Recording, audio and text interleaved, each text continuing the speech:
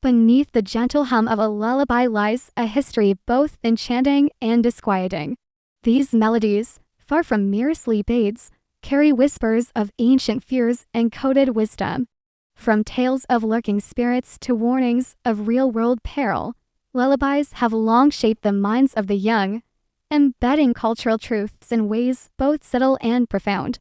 What seems simple and soothing is often a mirror reflecting the strange, sometimes unsettling, realities of the societies that birthed them. The origins of these simple, repetitive songs are as ancient as parenting itself, born from a primal need to quiet a crying child. In the dim light of prehistory, long before the written word, mothers and fathers would hum and croon, their voices a shield against the vast, unknown darkness. But these early melodies were more than just sonic pacifiers. They were utilitarian tools, some of the very first forms of oral education. Anthropologists suggest that the rhythmic, rocking motion paired with a low, monotonic sound mimicked the safety of the womb, a universal constant that calmed infants across burgeoning civilizations. Yet, the purposes quickly diversified. In some cultures, these songs were incantations, spells woven into melody to ward off malevolent spirits believed to prey on the vulnerable souls of newborns. The lullaby was not just to soothe the child to sleep, but to keep it safe in a world teeming with unseen dangers, a vocal amulet passed down through generations. They were also practical, serving as a rhythmic backdrop for domestic chores, allowing a parent to work while simultaneously keeping a child content. The first lullabies were, therefore, an intricate blend of affection, fear, practicality, and superstition, a foundational element of human social development. As societies grew more complex, so did their lullabies, evolving into vessels for cultural warnings and essential lessons. Before the age of mass literacy and formal schooling, the nursery was the first classroom, and the lullaby was its primary textbook. These songs were ingeniously crafted to distill a community-esque collective wisdom into a form easily memorized by a child. In coastal communities, lullabies might contain warnings about the unpredictability of the tide or the dangers of wandering too close to the water's edge, the melody rising and falling like the waves themselves. In forested regions, a seemingly sweet tune might carry a coded message about which berries were poisonous or which animal tracks signaled danger.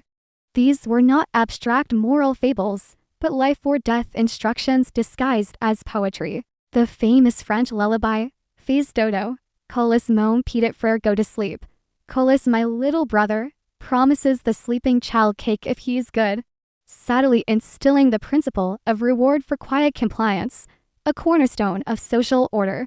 Through this gentle, auditory conditioning, children learn the rules of their world, what to fear, whom to obey, and how to survive long before they could fully comprehend the words being sung. Delving deeper into the lyrics of historical lullabies reveals a world populated by both mythical and terrifyingly real threats.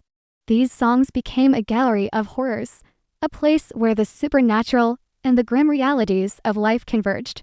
The iconic English rock-a-bye baby, with its haunting final lines about the cradle falling from the treetop, is believed by some to be a coded allegory for political turmoil. Perhaps a warning about the precarious position of a royal infant whose succession was in doubt. Elsewhere, the threats were more explicit. The Icelandic by Ok Blocka speaks of a creature with eyes of stone lurking outside, ready to snatch children who refuse to sleep. Similarly, the Japanese lullaby of Itsuki tells a tragic story from the perspective of a young girl sold into servitude. Her son a lament for the home she will never see again. This tune served a dual purpose. It was a somber melody to lull a master's child, but also a stark, embedded warning to other young girls about the very real dangers of poverty and exploitation. These lullabies did not shield children from the world's darkness.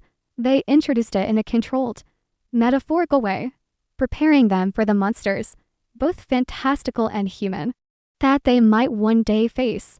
The psychological impact of this repeated exposure to dark and cautionary tales was profound, shaping the very cognitive frameworks of young minds. Night after night, the same melodies and narratives would be etched into a child's developing consciousness. This process, known as auditory imprinting, created powerful associations between comfort, sleep, and the underlying messages of the songs. On one hand, the familiar rhythm and the loving presence of the caregiver provided a sense of security and detachment, fundamental to healthy emotional development. On the other hand, the content of the lullabies subtly calibrated a child's sense of fear and caution. A child who repeatedly hears about a monster that preys on those who wander off is less likely to stray. A child sung to about the consequences of disobedience learns the importance of social conformity.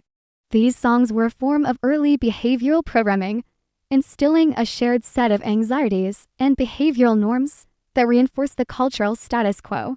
They taught children what to be afraid of, thereby defining the boundaries of their world and their place within it. This melodic indoctrination ensured that cultural values and survival strategies were not just learned, but deeply felt, becoming an instinctual part of a person's psychological makeup.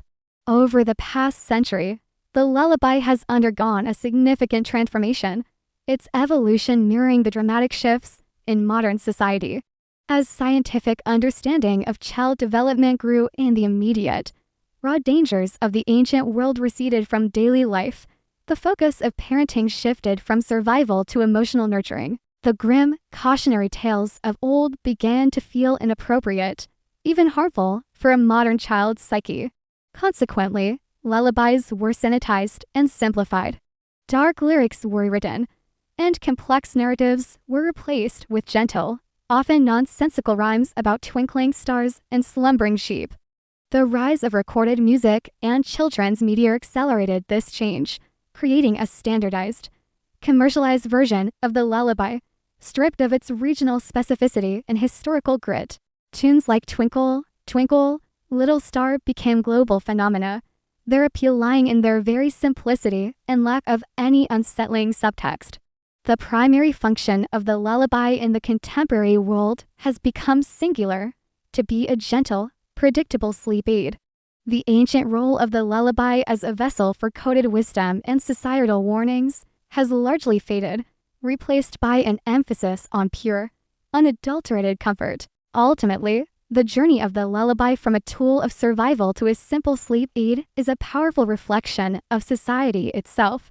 In their oldest forms, these songs are raw, unfiltered artifacts, holding up a mirror to the fears, values, and harsh realities of their time.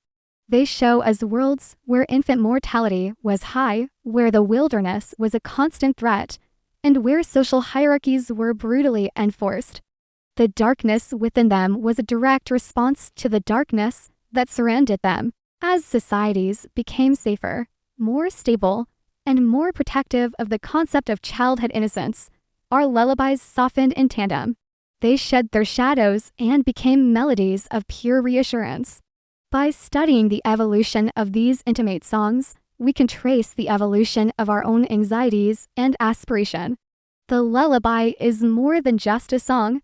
It is a cultural fossil, an auditory archive that preserves the shifting landscape of human experience.